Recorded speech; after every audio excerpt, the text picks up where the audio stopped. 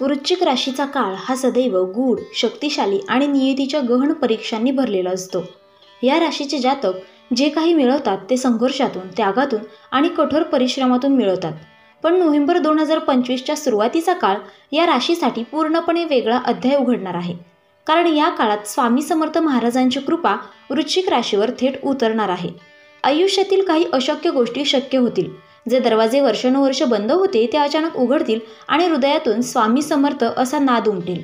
चला तर पाहूयात नेमके कोणते चमत्कार घडणार आहेत आणि कोणत्या ग्रहयोगांमुळे हे दैवी परिवर्तन शक्य होणार आहे आणि या काळात वृश्चिक राशीच्या जीवनात कोणते अनपेक्षित बदल घडतील. नंबर 1 आहे गुरु शुक्र योगाने सुरू होणारा दैवी कृपेचा प्रवाह.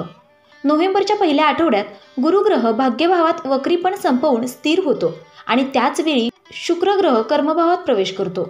या दोन ग्रहांचा परस्पर दृष्टिकोन वृश्चिक राशीसाठी अपार शुभत्व घेऊन येतो. गेल्या काही महिन्यांपासून तुम्ही ज्या कामात अडकले होतात त्यात अचानक प्रगती होऊ लागेल. एखादा बंद प्रोजेक्ट पुन्हा सुरू होईल. एखादा नकार मिळालेला प्रस्ताव पुन्हा स्वीकृत होईल. या काळात प्रयत्नांपेक्षा कृपेचा प्रवाह जास्त परिणाम दाखवेल. हे घडताना तुम्हाला जाणवेल की हे फक्त नशीब नाही, ही कोणीतरी दैवी शक्तीची योजना आहे. स्वामी समर्थांची अदृश्य छाया तुमच्या आयुष्यावर असेल. नंबर 2 आहे पूर्वज आणि गुरूंच्या आशीर्वादाचा अद्भुत अनुभव. या काळात काही वृश्चिक राशीचे लोक स्वप्नांमध्ये किंवा ध्यानात त्यांच्या दिवंगत पूर्वजांना पाहतील. काहींना त्यांच्या आयुष्यात पूर्वी मिळालेले गुरु, साधक किंवा आध्यात्मिक व्यक्ती पुन्हा संपर्कात येतील. हे संकेत केवळ भावनिक नसून दैवी संदेश असतील. तुम्हाला एखाद्या ठिकाणी जाण्याची प्रेरणा मिळेल, एखादा मंत्र जपण्याची भावना निर्माण होईल आणि त्या माध्यमातून जीवनात परिवर्तन घडेल. स्वामी समर्थ महाराज आपल्या भक्तांपर्यंत संकेताच्या रूपात पोहोचतात. त्यामुळे या काळात तुम्ही जर एखादी अनपेक्षित घटना पाहिली तर ती दुर्लक्ष करू नका. तीच तुमच्यासाठी दिशा असू शकते. नंबर 3 आहे आरोग्य आणि मानसिक शांततेत आश्चर्यकारक सुधारणा. वृश्चिक राशीचे अनेक जातक गेल्या काही महिन्यांपासून शारीरिक किंवा मानसिक तणावात होते. निद्रानाश, चिंता, थकवा, मनःशांतीचा अभाव हे सर्व अनुभवत होते. पण नोव्हेंबरच्या पहिल्या आठवड्यात आरोग्य ग्रह सूर्य वृश्चिक राशीत प्रवेश करताच ऊर्जेचा प्रवाह बदलतो. अचानक तुमच्या उत्साहात नवचैतन्य आणि आत्मविश्वास निर्माण होईल. ज्या गोष्टी आधी अशक्य वाटत होत्या त्या आता शक्य वाटतील. शरीर हलकं वाटेल आणि मनात शांतता निर्माण होईल. स्वामी समर्थांच्या कृपेने तुम्हाला अंतरात्म्याचा उपचार मिळणार आहे. जिथे औषध नव्हे, श्रद्धा उपचार करते. नंबर 4 आहे आर्थिक चमत्कार आणि अडकलेल्या धनाचा प्रवाह सुरू होणार. गेल्या काही काळापासून काही वृश्चिक राशीच्या लोकांचे पैसे अडकले होते. कर्ज, गुंतवणूक, बिझनेस पेमेंट्स किंवा मालमत्ता व्यवहारात अडथळे येत होते. परंतु नोव्हेंबरच्या सुरुवातीला शुक्र गुरु योगामुळे आर्थिक क्षेत्रात प्रचंड सकारात्मकता येणार आहे. तुम्हाला अचानक असा फोन येऊ शकतो की तुमचे अडकलेले पैसे परत मिळतील. जुनी गुंतवणूक परत फळ देऊ लागली किंवा एखादा नवीन आर्थिक स्रोत तयार झाला. हा काळ तुमच्यासाठी धनलाभ योग निर्माण करणारा ठरेल. स्वामी समर्थांच्या आशीर्वादाने तुम्हाला स्त्री तत्वाशी जोडणारा प्रवाह मिळेल. जिथे पैसा फक्त भौतिक संपत्ती नसून दैवी स्थैर्याचं प्रतीक असतं. नंबर 5 आहे नातेसंबंधात शांती, क्षमा आणि पुनर्मिलन. वृश्चिक राशी भावनिकदृष्ट्या तीव्र असते. त्यामुळे नात्यात मतभेद, गैरसमज किंवा तुटलेल्या संवादाची साखळी तुम्हाला खोलवर दुखवते. नोव्हेंबरच्या पहिल्या आठवड्यात चंद्र आणि गुरुच्या दृष्टीमुळे तुम्हाला अंतःकरणातून क्षमा करण्याची प्रेरणा मिळेल. ज्यांच्याशी राग होता त्या व्यक्तींशी पुन्हा संवाद सुरू होऊ शकतो. एखादं जुनं नातं पुन्हा जुळेल किंवा घरातील तणाव शांततेत परिवर्तन होईल. स्वामी समर्थांची कृपा म्हणजे हृदयातील कटुता वितळणे. हे क्षण तुमचं मन हलकं करतील आणि तुम्हाला सोडून देण्याची कला शिकवतील. नंबर 6 आहे करिअर आणि प्रतिष्ठेचा अचानक उदय. शनीने दिलेल्या अनेक वर्षाच्या संघर्षानंतर आता वृश्चिक राशीला योग्य फळ मिळणार आहे. नोव्हेंबरच्या पहिल्या आठवड्यात सूर्य तुमच्या स्वतःच्या राशीत येत असल्याने तुम्ही पुन्हा केंद्रस्थानी येणार आहात. कामाच्या ठिकाणी वरिष्ठांकडून प्रशंसा, नवीन जबाबदारी, बढती किंवा पदोन्नती मिळू शकते. काहींना स्वतःचा व्यवसाय सुरू करण्याची प्रेरणा मिळेल. स्वामी समर्थांच्या कृपेने तुमच्या प्रयत्नांना मान्यता मिळेल.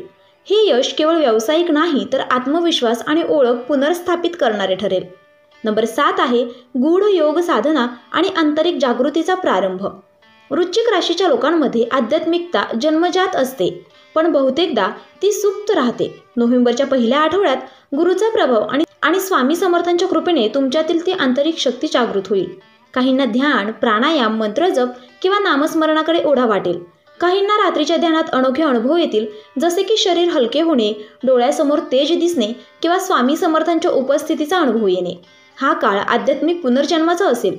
तुम्हाला समजेल की तुमचं खऱ्या अर्थाने आयुष्य केवळ भौतिक नाही तर आत्मिक प्रवास आहे. नंबर 8 आहे संकटाचा शेवट आणि नव्या युगाची सुरुवात. दीर्घकाळ चालू असलेले अडथळे आता समाप्त होणार आहेत. काहींचे कोर्ट केसेस, सरकारी अडचणी किंवा कौटुंबिक कलह अखेर सुटतील. हा काळ म्हणजे कर्मफळांची मुक्ती. स्वामी समर्थांचा हात तुमच्या डोक्यावर असेल आणि जे ओझं वर्षानुवर्ष वाहत होता ते आता खाली ठेवण्याची वेळ आली आहे. अडथळ्यांच्या जागी आता नवीन मार्ग तयार होईल, जिथे तुम्ही अधिक आत्मविश्वासाने, निर्धाराने आणि शांततेने पुढे जाल. नंबर 9 आहे नशिबाचं मोठं वळण आणि जीवनाचा टर्निंग पॉईंट. नोव्हेंबरच्या सुरुवातीला नशिबाचे दरवाजे अचानक उघडतील.